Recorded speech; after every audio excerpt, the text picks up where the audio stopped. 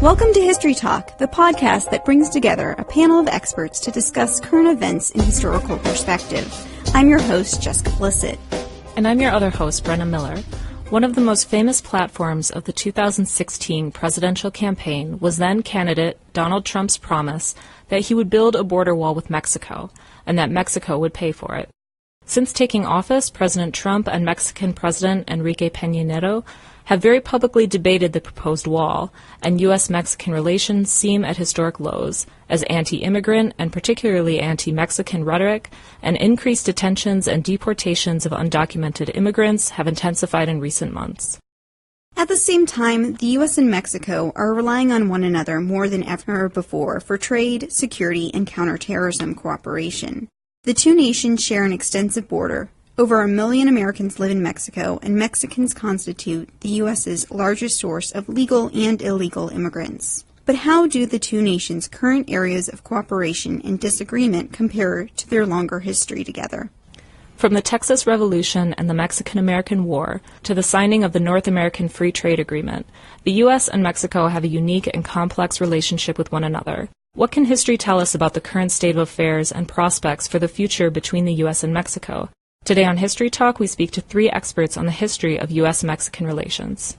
From Miami University, we have Dr. Elena Albarran, an associate professor in the History Department and Global and Intercultural Studies Department, specializing in revolution and social movements in Latin America, popular culture, and modern Mexican history.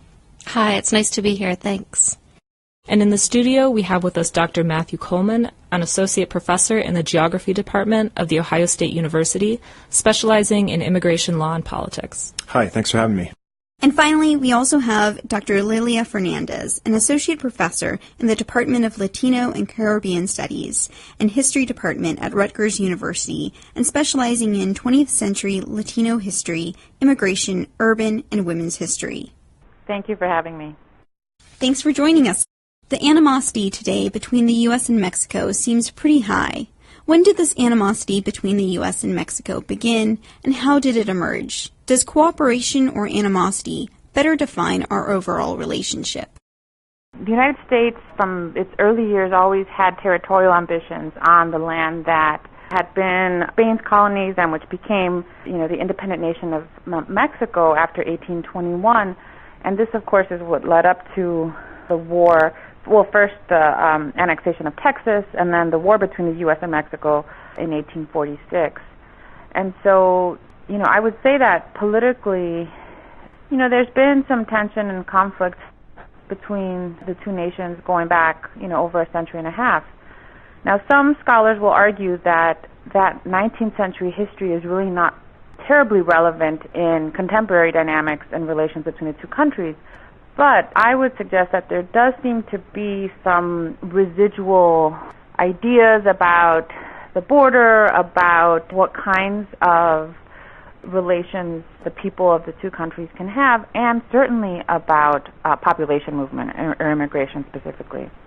Indeed, there has always been animosity that frames discourse and often policy that takes place on the border, especially since the nation-states as we know them were consolidated in the middle of the 19th century.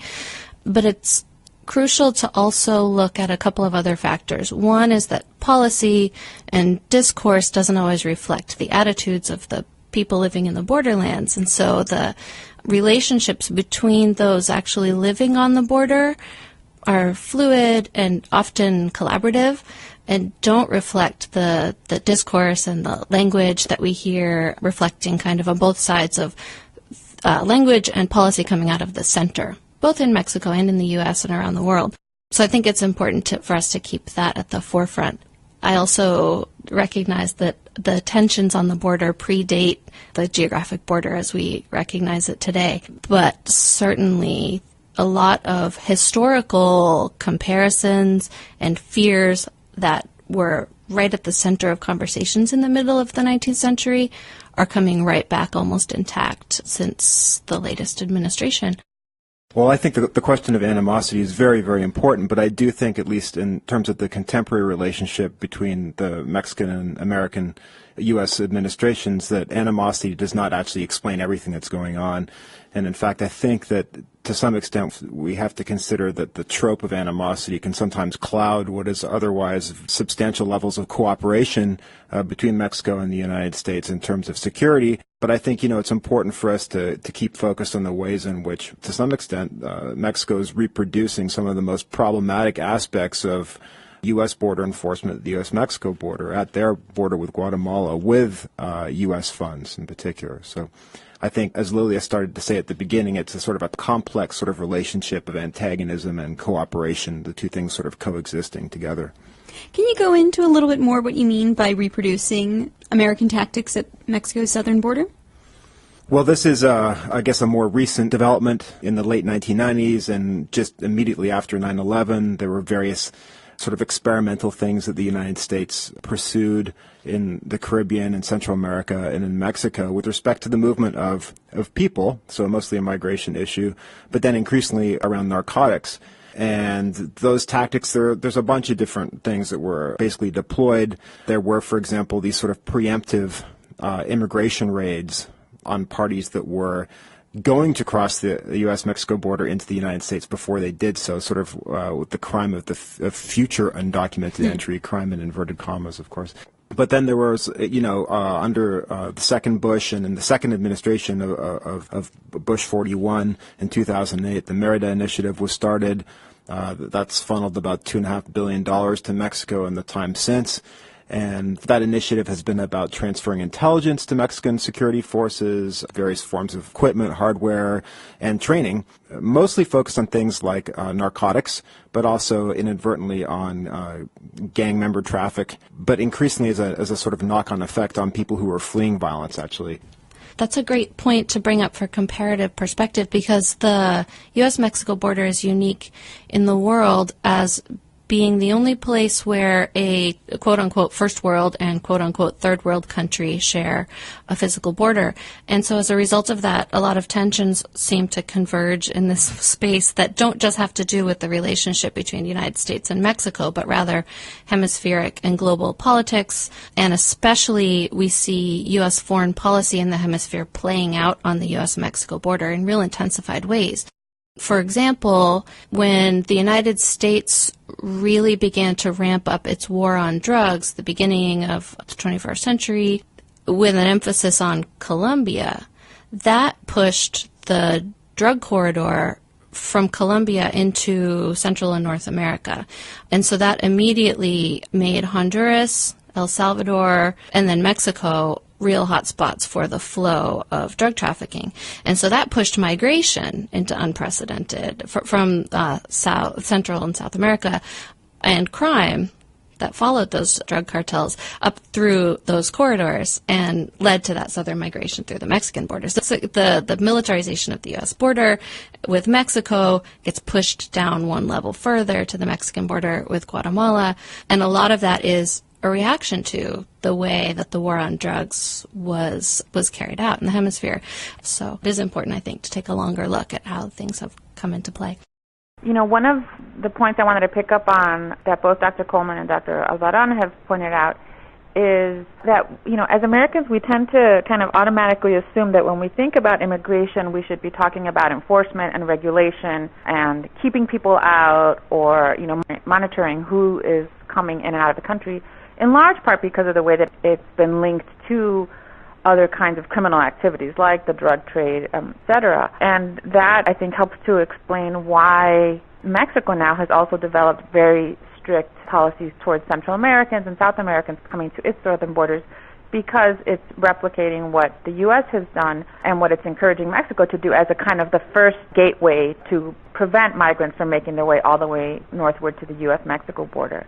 But I think in terms of historicizing this, we have to keep in mind that American concerns over the border and over its regulation are really a 20th century phenomenon, and really began only after 1924 with the establishment of the Border Patrol and restrictive immigration policies that essentially have created, our modern day, immigration enforcement regime.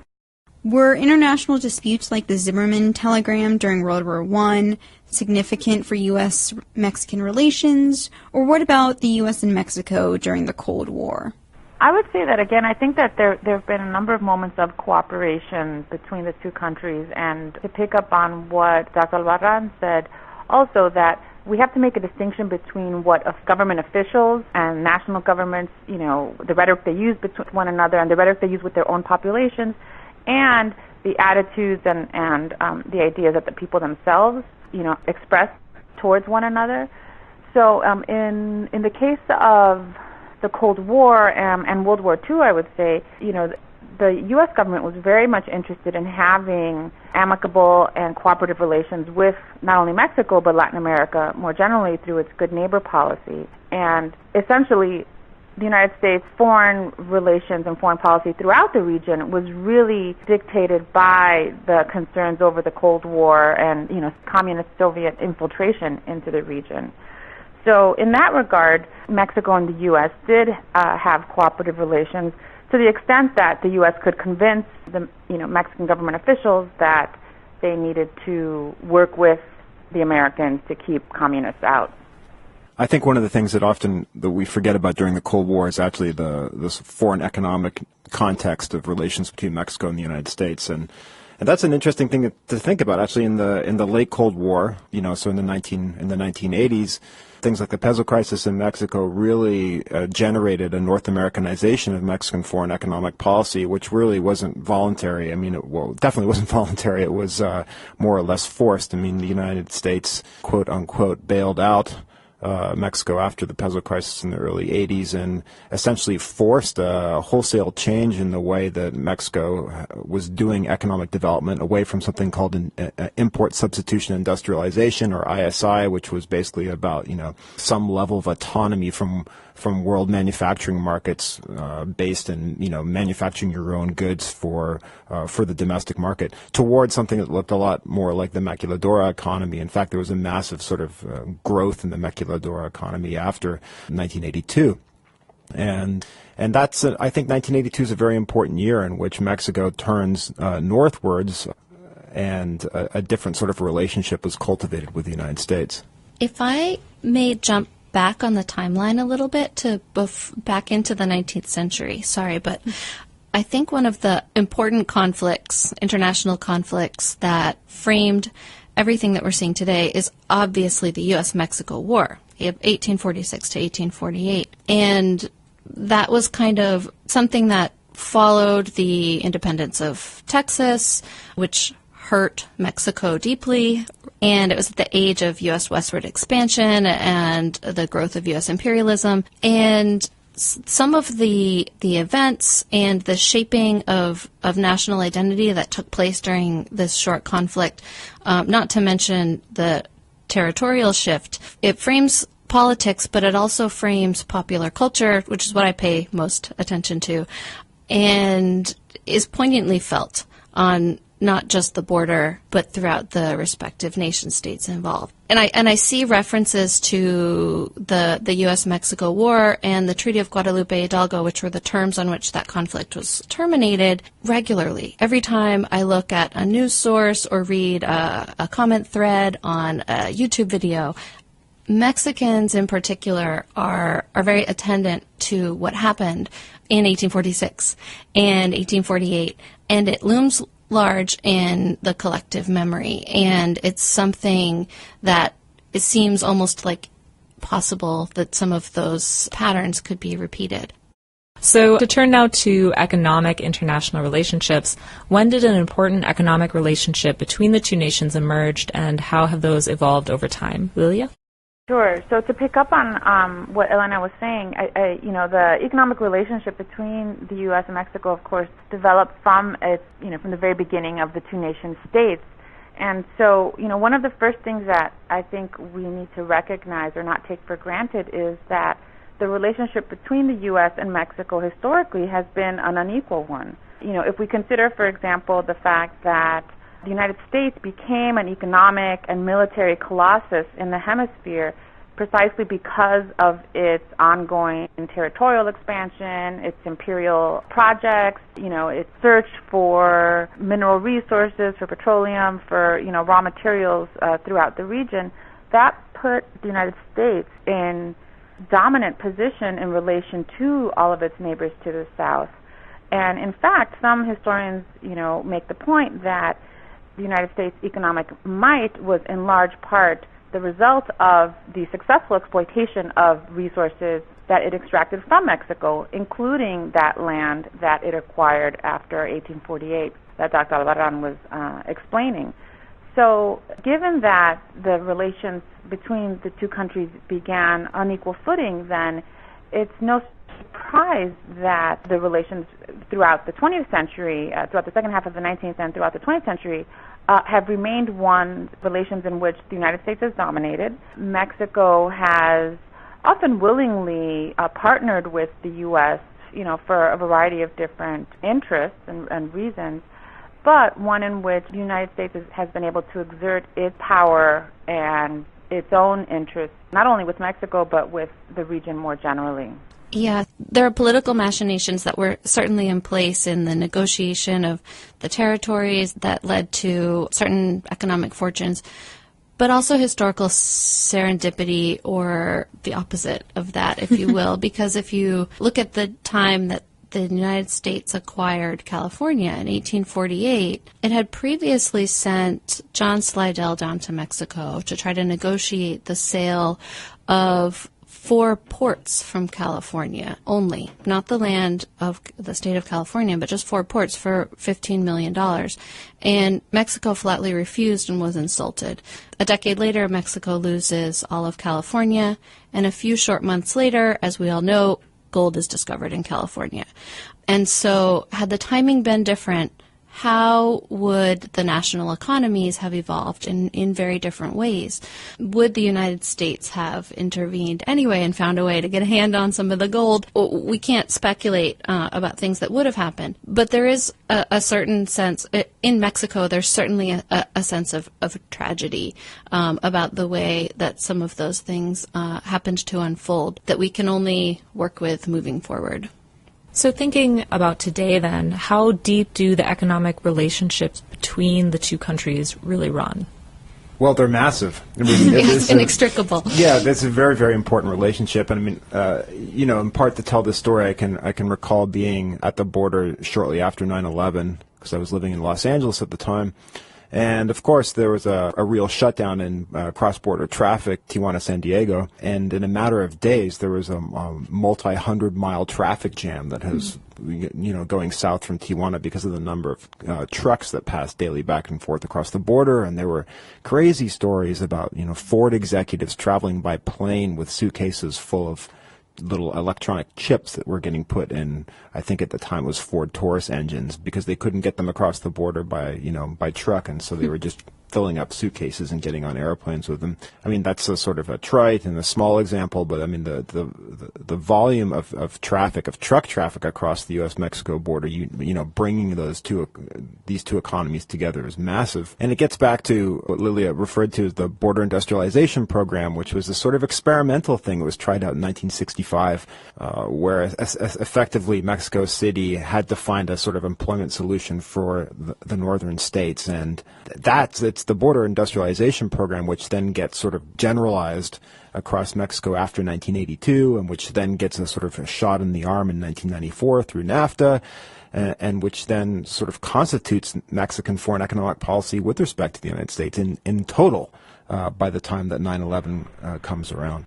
Yeah, I would add to that Matt's absolutely right, that the United States and Mexico are incredibly interdependent in terms of their economies. As trading partners, in terms of manufactured goods and agricultural products, but also, from the Mexican perspective, I think that Mexicans see immigrant labor as being very integral to the U.S. economy, and make the case that many sectors of the United States economy, particularly agriculture, would not be as profitable and doing as well as it's done, were it not for the influx of Mexican immigrant labor. At the same time, of course, Mexico has benefited from U.S. investment in the country, and as well as from the remittances, hundreds of millions of dollars, billions, I believe even, in remittances from immigrants who are in the U.S. working and sending wages back home. So I think that's one of the things that gets lost when there's all of this very aggressive and hostile talk about, building walls and about deporting undocumented immigrants who, we by and large we know are, that's meant to be aimed at Mexican immigrants. But I think what gets lost in that kind of rhetoric is the fact that the United States and Mexico are incredibly dependent upon one another for their economies on both sides of the border. Definitely. And as I think we've kind of highlighted before, the border really is a place for global interactions to kind of come to bear. But the border is really a very intensely local community, even more so than a site of global exchange and politics. And so I lived in Tucson, about 50 minutes north of Nogales, ambos Nogales, Arizona, Nogales, Mexico, for about a decade. And on any given Saturday, the parking lot of the Tucson Mall is filled with Sonora license plates, the state that borders Arizona to the south, because that's where middle-class Mexicans come to do their shopping. And border citizens have enjoyed kind of fluid experience with crossing the border and can get a day pass to go within a certain radius without having to worry about their status being checked at the checkpoints that exist north and south of the actual border, and have spent millions and billions of dollars at the malls, at the horse races, at the local restaurants. And likewise, if you cross the border into Nogales, Mexico, you'll see a thriving business of pharmacies, as you expect to see on any border town, but dentists, healthcare, even educational and nonprofit sites where people from north of the border go and shop and spend their money and get access to services that might be cheaper, but might also be better. And so this kind of fluidity and hybrid zone is something that further militarization and further restrictions really does damage to in terms of community life. So historically, what has been the role of Mexican laborers in the U.S., and how has the American reception to Mexican immigrants changed over time, and how have Mexico and Mexicans viewed immigration to the U.S. over time? Again, as I mentioned earlier, immigration from Mexico to the U.S. has become a very important part of both the U.S. and the Mexican economies, particularly in the second half of the 20th century and now into the 21st. But American attitudes towards that migration really have varied, and they tend to fluctuate based on how the U.S. economy is doing. So in the earlier part of the 20th century, as I mentioned before, the border was relatively unregulated. In fact, in the big Dillingham Commission congressional report study done in 1908, I believe, the primary focus of the Congress's concern with immigrants was not on Mexicans or the U.S.-Mexico border, but it was really focused on Southern and Eastern European immigrants. Mexicans were not even counted, I think, until after 1908. But it was really during moments of economic downturns in the U.S. when Americans have expressed nativism, xenophobia against Mexican immigrants, and have called for deportations or repatriation. During the Great Depression, for example, during the 1950s and later in the 1970s and subsequently. Mexican dependence on migration as an important source of employment for the population really began, however, in the post-war period with the Bracero program, which really conditioned Mexican immigrant men to participate in this kind of circular migration where they would come and work for wages for an extended period of time in the U.S., return home, and then come back to the U.S. when they needed to replenish, their savings or their earnings. So what we've found, I think, since the end of the Bracero program, is that Mexican workers have relied increasingly on that migration and the wages that they provide to support family members back home, to sustain households, to invest in, the buildings of homes and small businesses and the like. It's a very complex question, and I think one of the important things to note about the relationship that America has with respect to Mexican labor is that it's contradicted, and it's not, I would hesitate to say that it's something cyclical where we go through periods of sort of overt and celebratory dependence on Mexican labor and then sort of periods of revanchist, xenophobic reaction to that labor pool, but it's more like the two things existing at the same time and in the same spaces and sometimes over the very same policies. And we see that throughout the 1980s and throughout the 1990s when we're talking about undocumented labor in this country, and lawmakers are trying to pass laws to restrict it. But more recently, we just need to look at state level actions, for instance, in Georgia and Alabama, which really sought to criminalize, for example, undocumented life, just undocumented residents. And at the same time, lawmakers were trying to make it hard for undocumented immigrants to do things like get driver's licenses or rent or simply move about cities in a particular way. Farmers, for example, onion farmers in Georgia have their hands, up in the air because they have people are not coming out to their jobs to pick onions. Farmers in Alabama are doing the same thing. Farmers in Colorado who are also upset. I mean, it was at the same time in the same place, you have these very different sort of reactions to undocumented Mexican labor and other labor also in this country. And so it's not a cyclical, periodic thing. It's a tangle. It's a mess of things. Something that has been inconsistent since in our policy towards labor since the implementation of NAFTA has been that the liberalization of the flow of goods between U.S. Mexico and Canada has not been accompanied by the liberalization of the human labor that needs to accompany the production of that agriculture, right? And so, yes, a lot of the agriculture has been industrialized, and you don't need hardly any people at all to harvest corn anymore here in Ohio. A lot of that can be done mechanically, but you still do need people to pick grapes and tomatoes and strawberries and asparagus, and those crops are allowed to follow the market, but the people needed to work them are not.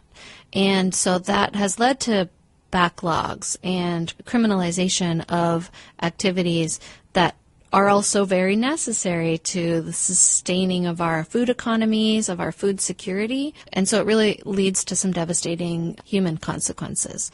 So when exactly did the U.S. start policing its border with Mexico, and what was the impetus to do so, and has that enforcement evolved and changed over time?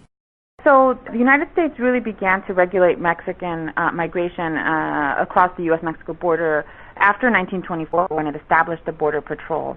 And increasingly over the 20th century, the policies at the border and the control of migration at the border have become more and more restrictive. Many folks will point to this and say that this is in fact what has created what we as Americans see as an immigration crisis, or this population of undocumented immigrants that have grown so dramatically in the last 2 decades. One of the things that we tend to overlook, however, in thinking about the border as the point at which we regulate migration and particularly try to keep out unauthorized immigrants, is that the U.S.-Mexico border actually only produces one segment of the undocumented in the U.S. Many more people overstay tourist or student visas or other kinds of work permits, etc.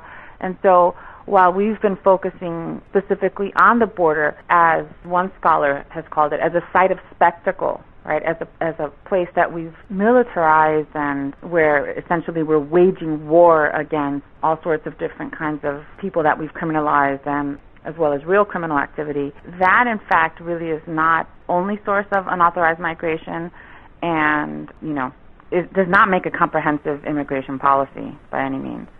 We should probably talk about some of the non-border enforcement tactics that are happening in this country. But, just to follow up on Lilia's point, it's very important that although there was a sort of increasing focus on the U.S.-Mexico border in the 1960s and 70s and 80s, for example, it really wasn't until the signing of NAFTA in 1994 that there was anything even closely approximating the border that now exists between the U.S. and Mexico, which is a very robust and very militarized border. It's a lethal landscape. And in fact, there is plenty of mortality data along the border, which tracks, where you can use deaths to sort of track the militarization of the border.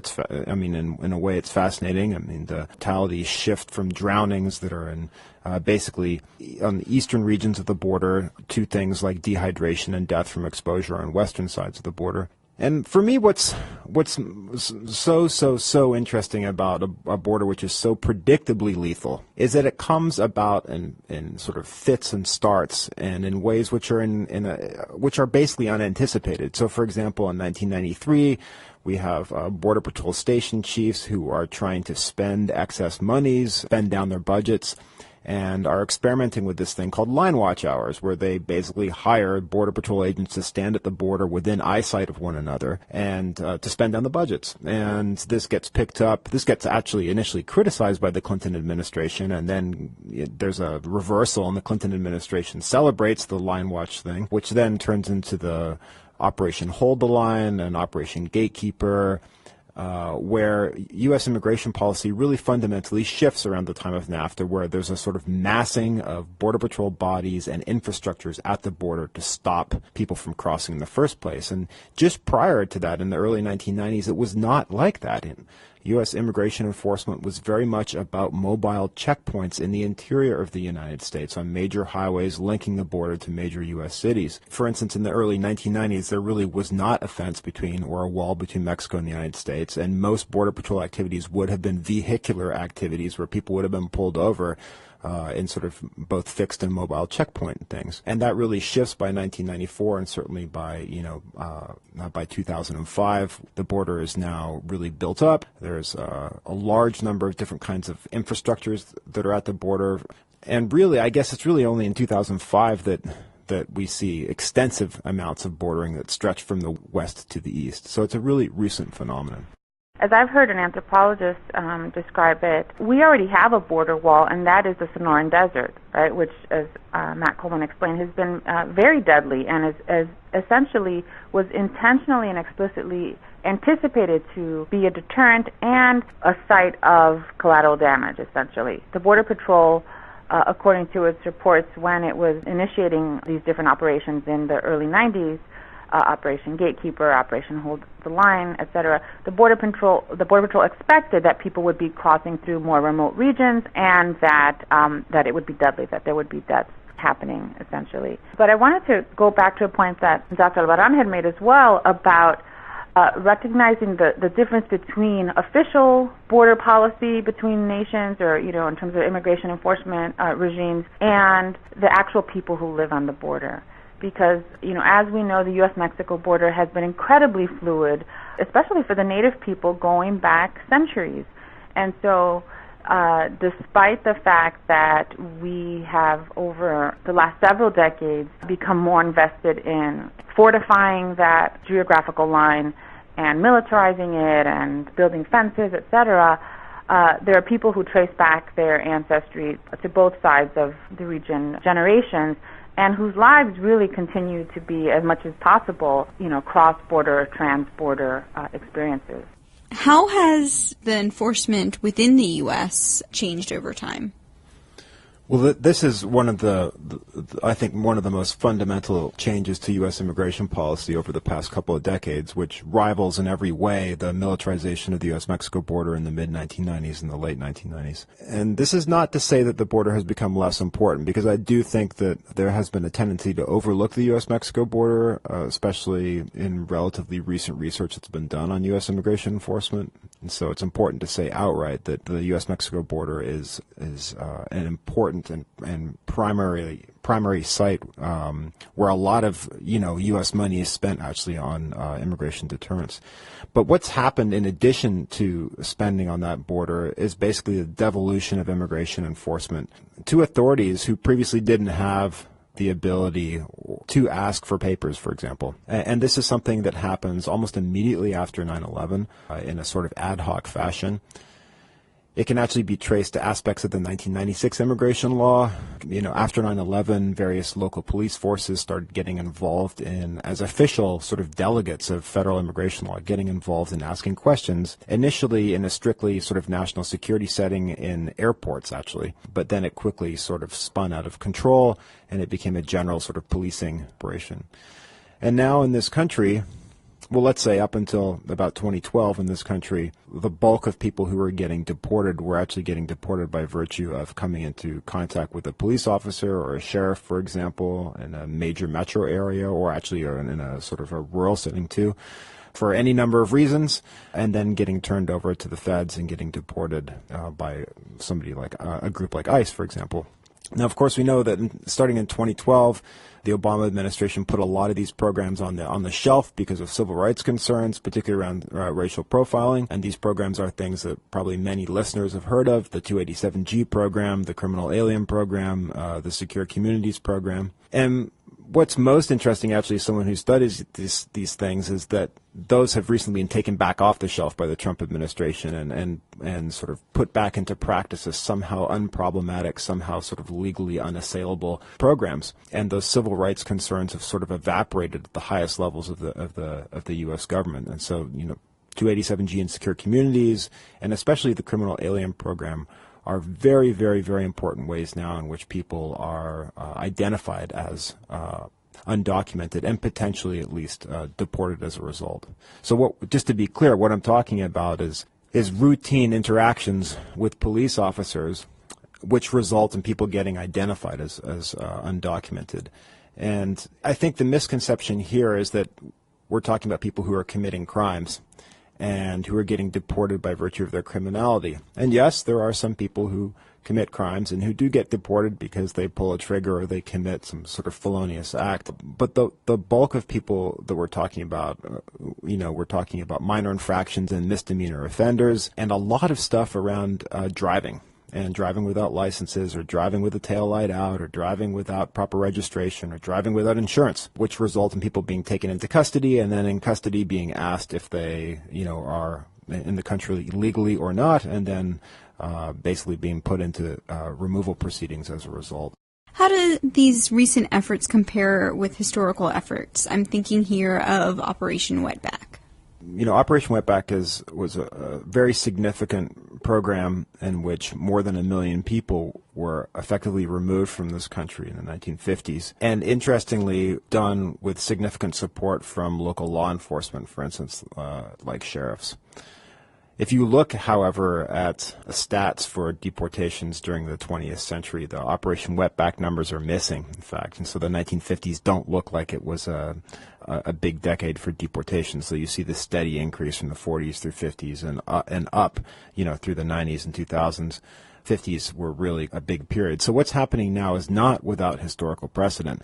But I would say that the intensity of interior enforcement today, quite remarkable. There's a certain sort of precarity that one faces with doing basic labor and social reproduction related activities, going to the workplace, but then, going shopping after work to get groceries, or perhaps going to church on Sunday, or going to the park to throw a frisbee around, or going to a barbecue, whatever. Getting out in sort of public space, walking on sidewalks, driving a car in particular. These are highly risky activities, at least in some parts of this country, and have sort of intensified this looming threat of deportability for many undocumented families and individuals in this country. And I think that the level of that threat is unprecedented, actually. Yeah, I recently read an essay that explained that, in fact, Operation Wetback is misunderstood, that it really does not specify a particular campaign that rounded up and deported 1 million people, but in fact was used as a kind of public relations event by immigration officials at that time to quell American public hysteria over unauthorized immigration. And that what in fact Operation Wetback did was continue its ongoing immigration deportation policies that were already happening prior to 1954. But, certainly to, bring that to the present and what's been happening in more recent years, I think one of the things that the history underscores that we see today is the way in which Mexican labor has been we've had this kind of schizophrenic attitude towards it, what Matt suggested earlier, that on the one hand, we depend on Mexican immigrant labor enormously in so many sectors nowadays, in agriculture and particularly in our meat processing, food processing industries. But at the same time, we seem to have a lot of cultural and social and racial anxieties about the presence of Mexican immigrants in the country. And what results then is that this condition of having a deportable labor force which keeps consumer prices down, a labor force that's extremely vulnerable, that's deportable at any moment, and that does not have the same kinds of protections that American citizen or even permanent resident workers have in the U.S. labor market. The argument about the schizophrenia is very, very important, because it should be said that despite the increase in interior enforcement recently, this is not something that happens at workplaces. Workplace raids are basically non-existent in this country. There are occasional raids which make the front pages of the newspaper, and those raids will have very important consequences, certainly, on local undocumented communities. But the majority of the raids or immigration actions occur in spaces of social reproduction, not in spaces of laboring. And, I think we should think about the sort of state immigration apparatus not coming into direct conflict with capital in the workplace, but the state pursuing its immigration policies on the train of labor when labor is trying to socially reproduce outside official hours of work. And so people are much more likely to get, asked for their papers exiting a church parking lot or while shopping or while driving and passing through a checkpoint than they are while trying to get into the place that they work at. Right. In the 1970s and 1980s, workplace raids were much more common, but I think that, immigration services, perhaps in cooperation with employers, have become much more savvy and realize that when you raid a factory or when you raid some kind of workplace where you round up, dozens or even hundreds of people, it disrupts production. And so economically for the employer, it's much less disruptive if you arrest people at home, in parks, in churches, dropping off their kids at school, etc. And that, as Dr. Coleman pointed out, is really a much more recent phenomenon. I believe the high point was in 1999, where there, if I'm not mistaken, there were about 18,000 workplace-related operations in this country. All right, so for our last question, we'd like to ask really about internal developments in Mexico. So what is the political climate in Mexico like now, and what domestic issues is it facing that may feed into the relationship between the United States and Mexico? So kind of looking at this from the other side. Mexico currently has a president who is at the end of his term. They'll be holding elections starting campaigning and holding elections next year. Enrique Peña Nieto is, by most historians' count, the most unpopular president on record. His approval rate wavers somewhere between 8 and 11%, despite his pretty obvious attempts at flat populism, but he has tried to galvanize support by, at times, adopting what looks like a strong stance against Trump's border politics.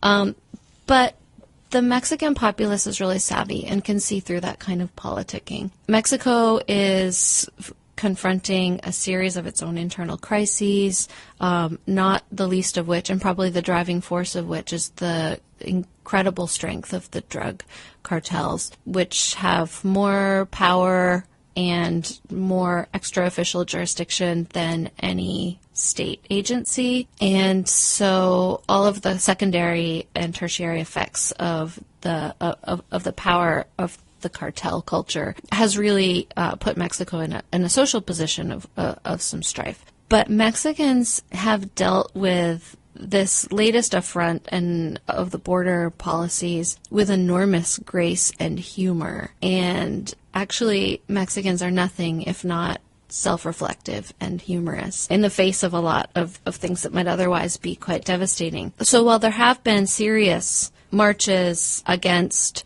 U.S. foreign policy towards Mexico, there have been marches against their own presidents dealing with the disappearance of 43 students from Ayotzinapa, with the oil reform that has taken Mexico's economy on a completely different turn. There's also a lot of energy expended toward reminding Americans that this isn't going, a border wall isn't going to change anything. And if it does change anything, it might actually be to the U.S.'s detriment.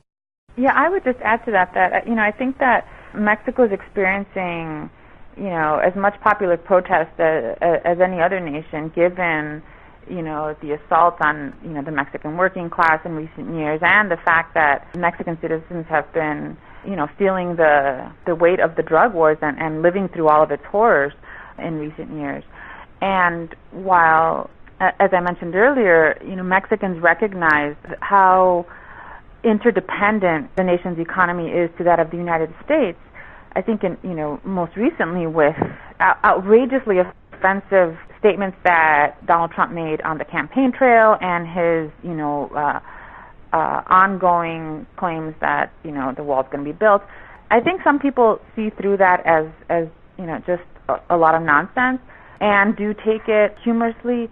But, we have to imagine what it would be like, to be in their shoes, to imagine ourselves as, being attacked and as a nation and being told that someone's going to build a wall to keep us out and that we're going to pay for it. So, that kind of rhetoric coming from the nation's leader, I don't think has made Mexicans feel very optimistic about the United States government. But again, I would distinguish between how people feel about the citizens of a nation and the elites who rule it. Yeah, I agree with everything that's been said, but I would just say that the current Mexican administration finds itself in a very cramped spot, in a very tight spot. Because on the one hand, obviously Peña Nieto is going to use the specter of Trump to his political advantage in the country. But the political economic realities are such that, even actually this month, the Central American Regional Security Initiative is getting renegotiated between both administrations. And we see at Mexico's southern border with Guatemala many of the same sorts of immigration practices that occurred at the U.S. Mexico border in the 1990s. So on the one hand, the Mexican administration it's got to juggle two things. It's got to juggle essentially the repetition of U.S. immigration policy at its own southern border, as well as an implicit, if not explicit, critique of current U.S. immigration policy towards Mexico right now. It's got to keep both those balls in the air, and it doesn't strike me that's going to be very easy. Exactly. And any kind of economic sanctions that the U.S. might put on Mexico, or that Mexico might put on the U.S. in a retaliatory or responsive kind of way, the next economic force that's looking to take advantage of any gaps that the U.S. might leave in the Mexican economy is China.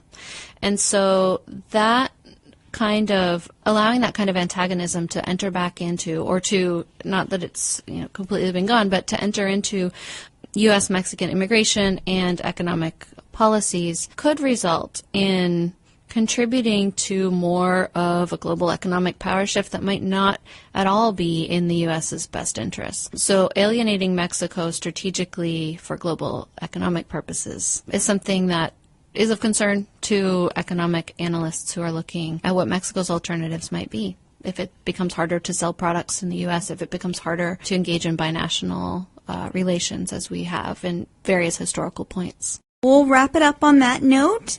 Thank you to our three panelists, Dr. Elena Albarran, an associate professor at Miami University, Dr. Mathew Coleman, an associate professor at Ohio State University, and Dr. Lilia Fernandez, an associate professor at Rutgers University. Thanks, everyone. Thank you for having me. Thank you. Thanks very much. It's been a great conversation. This episode of History Talk Podcast was brought to you by Origins, Current Events and Historical Perspective, an online publication of the Public History Initiative and the Goldberg Center, and the History Department at The Ohio State University in Columbus and Miami University in Oxford, Ohio.